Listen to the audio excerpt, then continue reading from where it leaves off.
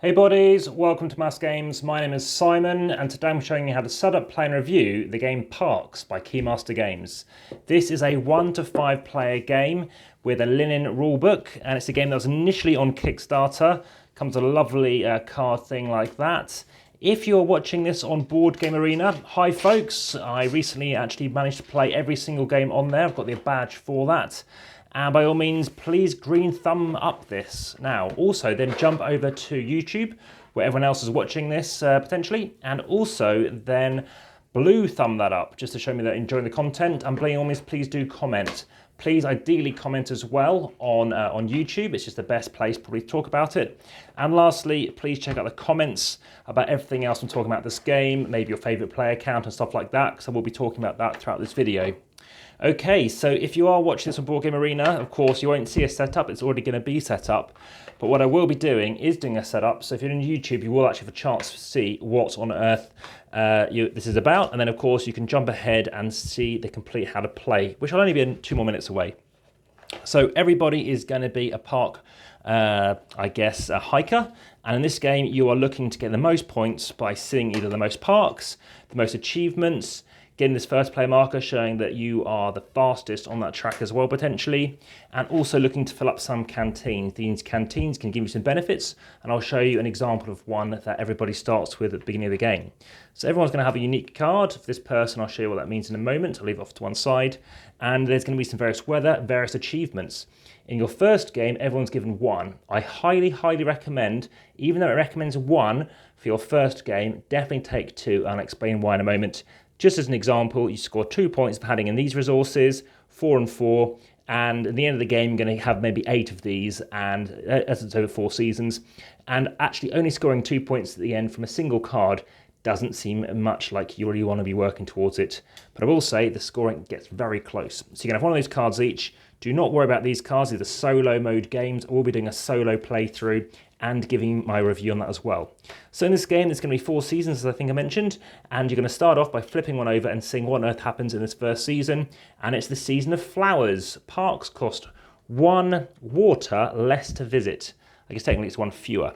So, I do see that often. So I've been playing through every single character. The player I've been the least is blue, so today I'm going to play as blue, and they're going to start off on the left-hand side. Whoever's going to start, you can randomise to see who that wants to be. Maybe if you last took a hike, they're going to be the first player marker. Whoever's to the right of that player, so whoever's last, is going to take the camera and explain why that can be a benefit as well. Okay, the last thing to do on this particular board here is a board. The Kickstarter didn't initially have a board, but enough stretch goals were reached to get that out. So like I said, please, as I said, hit those thumbs up. Subscribe if you haven't already. Hit the notification bell. Many more videos coming. I think over 600 been made in the last couple of years. In addition to that, please check out the description in YouTube and you'll find links through to Instagram with over 2,100 photos and Patreon where you can support the channel. Okay, if you're playing with fewer than 4 players, put away this thing which says 4+ at the bottom. You don't put it in there anymore. This is a game trays box. It's one of only 2 games I've played so far, the game trays that I own. This and my little scythe. And then you can have these tiles here with a plus. These plus symbols are basically advanced locations you're going to. You're going to shuffle them up and you're going to be playing 1 each round. So this round's just going to go away. And for now, I'm going to put the rest back in the box. So you're going to shuffle this up with your regular ones. These have a regular hut. They're going to go out here. And these are the places you can visit. It has an arrow showing you the direction you can travel. You can never go backwards. So like games such as Tokaido and Geesia Shifting Sands, which you can find on the channel, you can actually see that you can never go backwards. It's a big part of the game. So regardless of player count, there's always going to be at least 2 other hikers on that trail because it's a 2 to 5 player game. Solo, you still have park rangers you're up against. We can use these 2 characters here, and I said I'm playing as blue, and you're taking your respective token here representing your campfire. Let me explain about that as well. Luckily, I do like the way the layout is this on the board and the zoom size I have here, so I think I can crack on and show you how you go. So you're going to go to a location, but let's first talk about this weather. Well, this weather has done stuff to the board, these locations we're going to be visiting. In this instance, you never populate the first location. I think the reason being is it's too much of an incentive just to always stop there. So you're trying to push your luck and go further. You're going to follow the pattern, what's on here. So we have water, sun, water, and then you repeat the pattern again. So doing water and then sun, and each round, each season, this is going to extend by an extra position you can go to, and therefore be water, sun, water, water, sun, water again, and then repeat back to the third season with other water. Don't worry, watch that in the solo play. Okay, so I can choose where I want to go. Now remember, I have an objective. Now in this instance, I'm showing you one, visit 3 parks with 4 or 5 points. Right now, I'm focusing on maybe getting these to try and get myself 2 extra points, in addition to what's on here, in addition to maybe getting the first player marker at the end, and in addition to collecting photos. Let's talk about photos in these locations. So if you ever happen to get photos, what this allows you to do is you're spending 2 resources, which are these guys, things you pick up, and you can actually collect a photograph, looking like these gorgeous things here. That's going to give you 1 point at the end of the game as per the token here. There you have some secret objectives. This is secret information. Do not show it to anyone else. And I happen to have a canteen, which means whenever I collect water, I can swap any resource to something else. And I can do that with 2 different resources. Let's show you a season and show you how it works. So remember, I don't have the camera, so I'll kind of leave this off to the side to kind of show that it's not mine. And then I'm going to crack on. So I could go here and collect some water. I take 2 water. That's all I'm doing. 1, 2. And whenever you collect water, you can do something here. You can spend this to convert. Well, right now I won't because it's a bit inefficient. I've only got 1 water left. So maybe I don't go there. Let's say I don't. Let's say I go further on. So now I'm going to go here instead, taking this. I won't do that. I'll keep hold of it. And I'm going to take, let's say, a forest piece. Now, what you will notice, and I'll talk about these guys in a moment, is when you take this, you actually see water is most abundant along with suns, but then mountains and forests are less so. So those are the things you want to think about. Okay, now I'm going to keep going on. So now it's going to be this person's turn and they're going to go here. Sorry, I had one too many on it. And they're going to collect that along with their water. So imagine they've got it on their thing. Now it's my turn. And in this instance, let's say I want more forest. Well, I don't, so I'll do something else. I'm going to move again, being the first to nab this extra bonus tile, and I get myself a piece of forest. Now remember, I do have these resources, but there's a limit. You have a maximum of 12 that you can have. Otherwise, if you have more than 12, you have to discard down. It's their turn. They're going to pick up a forest. It's my turn. I'm going to pick up some water. I can either pick up this, which in this case, I wouldn't know this unless I definitely picked it, would allow me to potentially get some more suns, which is if I pick this up, would give that to me. Instead, let's just chuck these in and get a photo. So I'm chucking in 2 items here, let's say, and now I'm going to get myself a photograph. So let's pick a different one. So now I've got this photograph. That's 1 point at the end of the game. Not necessarily things I would do on this turn, just giving you a variety of things I can do. Now it's their turn. They go here. My turn. I happen to get some more water, and I've got 2 suns. And maybe thinking about this, I can start thinking about what I want to go for. It's their turn. They go here. Now I can visit a park. It's my special bonus thing, the special advanced tile. I am going to visit a park in this case, so I'm going to spend my 1 water, 1 fewer, because it's the season of flowers. Spend my mountain tile as well. And now I've got the Channel Islands National Park, established 1980. Sophie Dow is the artist. And down the bottom here, we have Channel Islands preserves a rare combination of climate and vegetation that only exists in 5 places around the world. So now I've got that park there. That's going to go towards my victory points at the end of the game. If ever I get more, you basically would stack them face up there. I tend to do them. So this now comes out. It's a new thing we can go towards. And I would have taken that. And now it's their turn. Let's say they go here. It's my turn. I might actually want some water. So now I'm going to collect these 2 waters. And I'm going to spend my campfire. Yes, because other people are there, it's going to get spent. It's their turn again. And let's just say I want to go right to the end. Can I afford anything? I can't. Let's do something different. Well, that's to get a park. That's to reserve one. So you leave it to one side horizontally. Or I could go to the first player marker, but right now I already am. I'm going to get some gear. It's going to cost me 1 fewer. I've got lots of suns to spend. Parks cost 1 fewer to visit. Well, that's the same as this one. Parks cost, but that's going to change next round.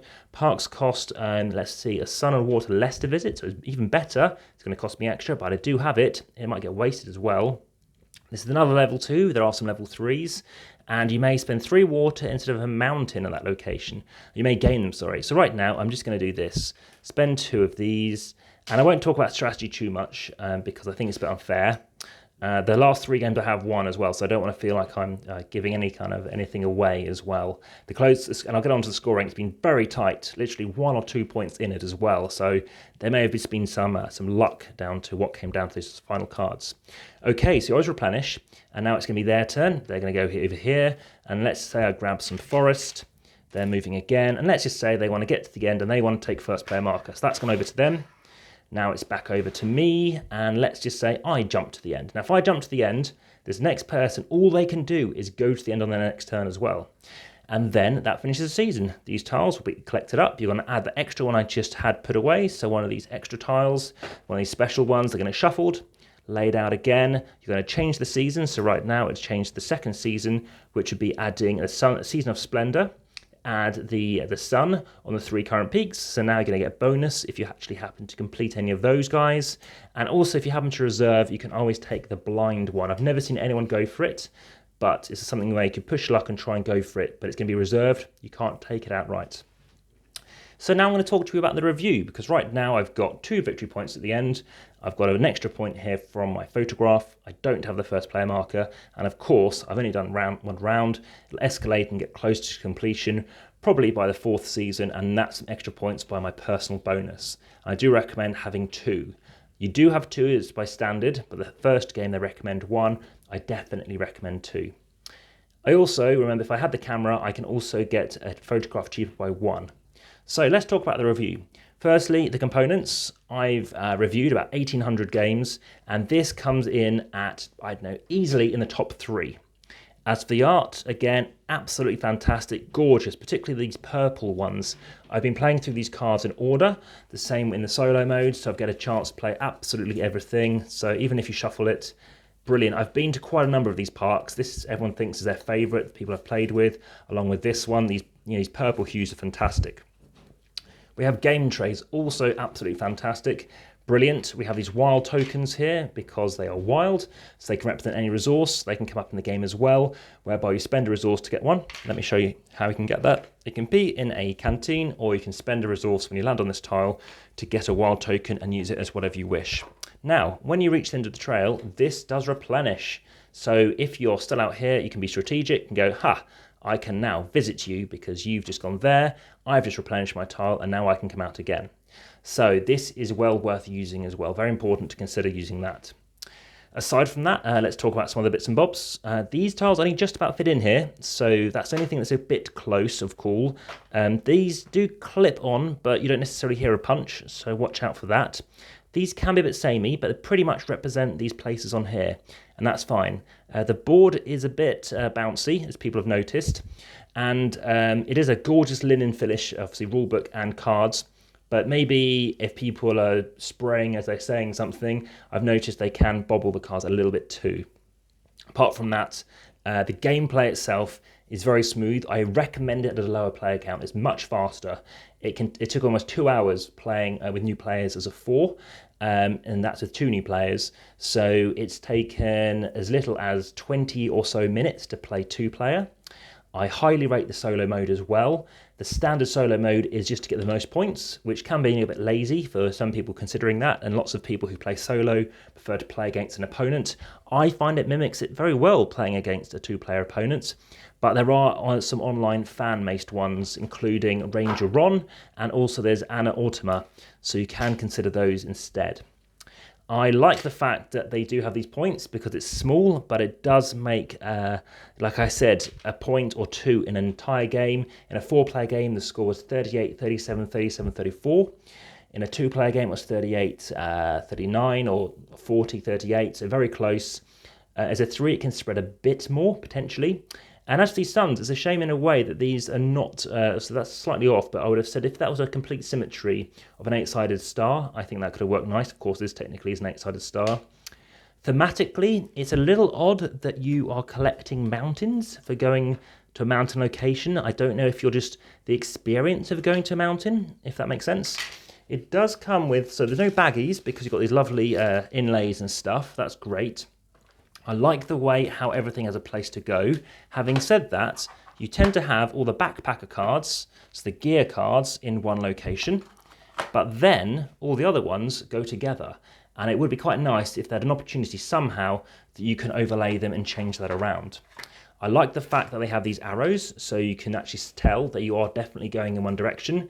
And despite a little bit of text, of course, it's gorgeous to have this information down the bottom, it doesn't feel like you need to worry about the orientation of the board. That text is purely for when you pick up those certain cards as well. Apart from that, yeah, it plays very fast as a 2. It's quite a Zool-like. I find this is quite Quedlinburg-like when to use it. And again, I won't want to spoil the enjoyment of you discovering certain strategies. So I won't tell you when I feel like I think it's useful to use. Nice little kind of Keymaster reference in there, which is very nice. And to be honest, I've never even turned this over, but it lets you show you that actually you can get one resource cheaper if you've now got the camera. But that goes back and forth a lot. In a 2, potentially not so much, but it hasn't infected me so far, so it hasn't been an issue. The canteens, like I said, are good. You can choose to go for them, choose to go to photos. I personally have a preference what I tend to go for. And again, if you want to know a bit more about that solo mode, by all means, that will be explained in a different video because I will be doing a solo playthrough. Crucially, it's movement along the track based on these costs of cards here. I find it works really well. It's very tricky in a 2-player game or any player game necessarily to know how far someone's going to move. So knowing that in this particular game, I feel it mimics it very well. I thought it was an inspired choice and I really enjoyed what they've done. I've enjoyed going through the various seasons. I think it keeps it nice and fresh. It feels like it is well balanced. It feels like there's enough there that you're going out, you're having your own deliberate choices, but still feels as if you're doing something meaningful and it's not luck based. When I mention luck, it's just because I could turn a card over and it means you could complete something, but in any given round, you could end that round, of course, or that season with no particular resources. So it really depends. People do get out of kilter. You could rush and go to the end very quickly, but of course, everyone else can spend a long time catching up. And I've even managed to empty the dishwasher and even say brush my teeth in between some people's turns when I've happened to end quickly. Having said that, I still managed to win the game. So like I said, you need to pick your battles, so to speak. I do have some more notes I just want to bring up. So playing as a 5, it can even go quicker than a 4, and that's because there are so many times that you can mimic other places' locations. That is one of the advanced cards, something that can come up. And yeah, I definitely like these wild tiles. They're really nice. Aside from that, I think the rulebook's well explained. It was only the solo rules that I had a minor issue with. And yeah, my rating for this is definitely higher than a very good. We're talking upper 7s, close to an 8, which is for me above average. Aside from that, I've talked to you about those objectives. I've talked about how lovely the scenery is and it's just nice to look at. It's neat storage. I think it's a nice continuous, cathartic play. I must admit, I think initially I did prefer Tokaido. I felt it, the fact that you just have one worker is very cathartic and kind of played quicker. But actually, I'm now realizing that particularly as a 2, this is even better. Pink and purple hikers, that was one thing I didn't mention yet. They are very similar colors. And I wish they'd gone with like an orange or something because, as you can see, when these are on the map, and we haven't played them before, they're too similar. And also, in my view, they feel like they're both maybe male hikers. And that's, I think, kind of a missed opportunity, perhaps. If I have any other questions or any other things I pick up, I will get back to you on. I think I've covered off the majority of what I want to talk about there. But aside from that, like I said, it does seem to be well balanced. It constantly feels like there's someone after what you're after, and that can be good for some players. But there's usually enough choice there, but you can definitely see what they have in front of you. Now, you do have a limit of those 12 resources, and something else that would be nice is a little space, like a little grid or something, so you can see how many resources you have, because the downside is you're constantly saying, okay, I've got 1, 2, 3, 4, and that is something which I think is a little thing that would be nice to have seen differently. So this has been how to set up, play, and review for the game Parks. Again, many more videos on the channel. Please green thumb, blue thumb, and the other thumb on Board Game Geek. Thank you. This has been AmassGames.